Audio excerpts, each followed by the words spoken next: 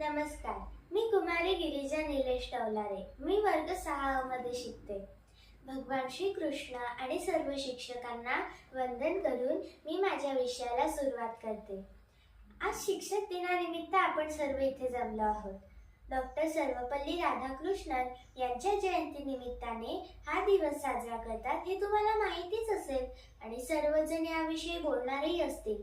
पण मी अनुभवलेले शिक्षक आणि त्यांचा आदर याविषयी बोलणार आहे. शिक्षक या शब्दातील शी म्हणजे शील, क्ष म्हणजे क्षमा आणि क म्हणजे कला, असे शील, क्षमा आणि कला यांचा त्रिवेणी संगम म्हणजे शिक्षक. जसे घरी आपले गुरु आपले आई बाबा असतात, तसेच शाळेत शिक्षक असतात. बालवाडीपासूनच मला खूप आदर्श आणि चांगले शिक्षक मिळाले आहेत. शिक्षक दिवस हा एकच दिवस साजरा करतात, पण मला असे वाटते की विद्यार्थ्याच्या जीवनातील प्रत्येक दिवस हा शिक्षक दिनच असतो आणि प्रत्येक जण आयुष्यभर विद्यार्थीच असतो. आपल्या जीवनात शिक्षक आहेत म्हणून आपण प्रगती करू शकत आहोत. जर शिक्षकच नसतील तर एकदा असा मनापासून विचार करून बघा बरं. आपण कोणीही काहीही करू नसतो शकलो. मला देवाने जे गुण दिले त्यांचा वापर करून पुढे कसे जायचे, प्रगती कशी करायची, लहानपणीच खूप काही कसे शिकायचे हे मला आईबाबांनी शिकवलेच. पण त्यातून मिळणारी संधी ही मात्र मला शिक्षकांनीच दिली. सुट्ट्या असल्या, मी शाळेतून घरी गेली तरीही मला शिक्षकांची आठवण येते, त्यांची शिकवण आठवते. काम पडल्यास मी त्यांना फोनही करते.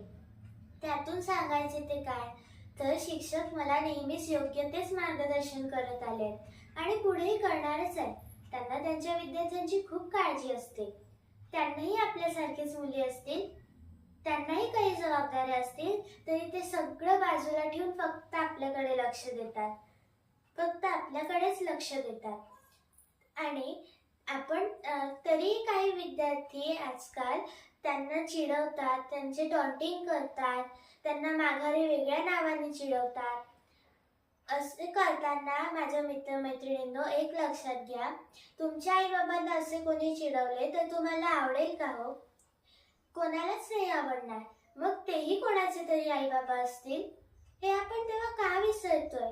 शिक्षकांचा अपमान करणे याशिवाय जगात कुठलेही मोठे पाप नाही आणि त्याला कुठेही क्षमाही नाही. जर आपण शिक्षकांचा मान ठेवू शकलो नाही तर आपण आयुष्यात काही करू शकणार नाही. आपण शिक्षकांचा बालवयापासूनच मान सन्मान ठेवला पाहिजे, तरच खरा शिक्षक दिन साजरा होईल. शेवटी सर्वांना एकच सांगून जाते, मी लहानसे रोपटे, आई बाबांनी केले मोठे, शिक्षकांनी दिला त्याला आकार, मी करेल सर्वांचे स्वप्न साकार. धन्यवाद.